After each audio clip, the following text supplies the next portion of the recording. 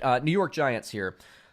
So another team with a coaching staff change. You got Judge coming over, another New England Patriots, another New England Patriots retread. Well, I shouldn't say retread, but a New England Patriot assistant coach. This guy at time he's a special teams coordinator, but he's a guy that rose through the ladder pretty quickly. Yeah. I do like that he brought in a proven kind of offensive guy in Jason Garrett to run the offense there. I find it interesting that he took the Miami Dolphins defensive coordinator from last year on a team that really didn't play great, and a defensive coordinator that, frankly, he was second in charge in that defense because Brian Flores was the defensive-minded head coach there. I thought that was an interesting hire at defensive coordinator. Don't love it, but, of course, there's familiarity with their time with the New England Patriots. What do you think about this, man? So you got Daniel Jones, you got Saquon Barkley. They bring in Dion Lewis, who I don't think is a threat at all to carries, but he's a similar running back. And Saquon Barkley was banged up a little bit last year. You got Darius, Slayton, Sterling Sheapard, Golden Tate. Not the sexiest group of receivers, but I like how Slayton came along and they produce. And then Engram at tight end. I think depth-wise on their skill positions are pretty good. They needed some offensive line depth, and they added. They got Andrew Thomas in the draft pretty early. But this is just a team that I'm not really excited about, but a team that I think could improve. What do you think about this whole kind of thought process that I just dumped on you there? What do you think about the Giants?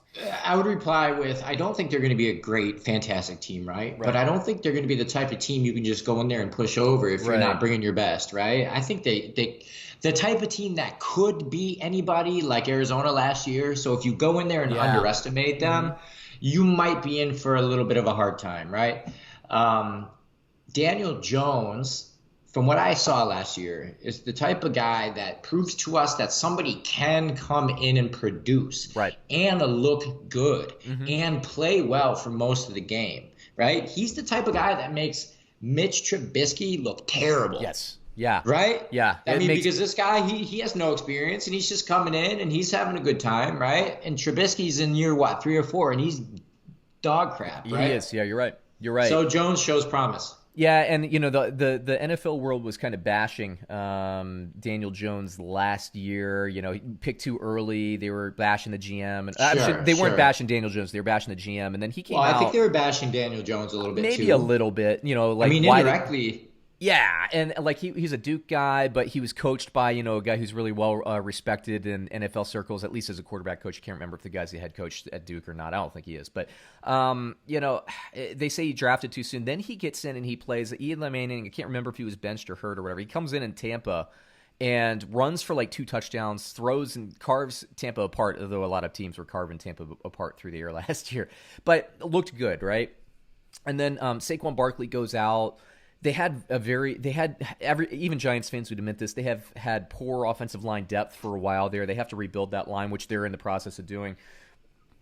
Dude, he throws for 62%, 2-1. I think he threw for 24 touchdowns, 12 interceptions. I know it was a 2-to-1 ratio, so forgive me if those numbers aren't exactly right. He's of the rookie quarterbacks last year. You got to say, hey, man, I know. I mean, he looked pretty good. So, and what I like about him too is, we've talked about this on the show is the NFL is shifting towards more mobility. I would never call Daniel Jones a mobile quarterback, but you see when Aaron Rodgers uses his legs, and we say this with Russell Wilson again. I wouldn't make that comparison exactly, but Russell Wilson has these back-breaking 15-yard scrambles in the 3rd and 14. They're just ugh. Daniel Jones, the thing about him pains me right now. I know, and he does it. Tony Romo did that against the Redskins all the time. Yeah, and Rodgers, he doesn't really scramble like that, although he can, but Rodgers will escape the pocket and roll out and then throw the ball 50 yards downfield. Yeah, Daniel Jones has that, I wouldn't say pocket awareness, but he has that speed that he can – and I'm telling you, Kirk Cousins is very – slippery like this as well. Daniel Jones has more speed, I think, foot speed than Kirk Cousins, but these guys that on a 3rd and 10, you throw 4 receivers straight down the field, nobody's open. Daniel Jones will just go out and get you 12 yards. They can do that. They can even run a little bit of read option if they want to, although I don't think they will. I like Daniel Jones. I wasn't high on him at the end of the year, but the more I watched on him, the more I looked at his stats and his growth over the season on kind of a troubled team last year. I like this team. And then I didn't notice, Brad, too, that the Giants in the second round added Xavier McKinney, a safety from Alabama that a lot of people thought was one of the kind of the best guys, could have been a mid-first rounder.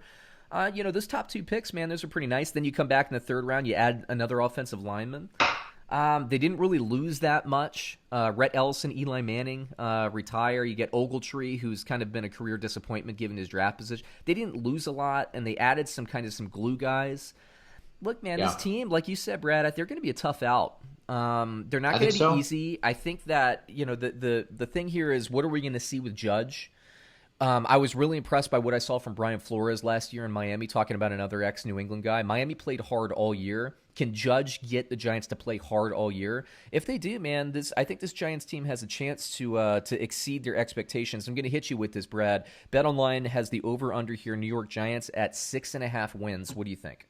I'm going to go under. All that being said, I'm going to go under. I think they could be the type of team where if they win 6 games, it will, 6 isn't a miraculous number, but it will undersell them. I think that they can win 6 and be better than that, if that makes sense. No, it makes upward trending with 6 wins. Again, to use that Miami analogy, Miami looked awful the first 4 to 5 weeks a year. Right, but then, as I talked about, because you and me, we're bettors at heart, we're gamblers at heart. I watch a lot of football, and when your team is losing these games week after week, but the defense, you still see like 5 or 6 defensive players swarming to the ball with 2 minutes left in the game, even though you're losing by 20 or 30. Yeah, that's sure. a team that plays hard. That's a team that has grit. And so I think they show a lot of promise for the future. Yeah, exactly.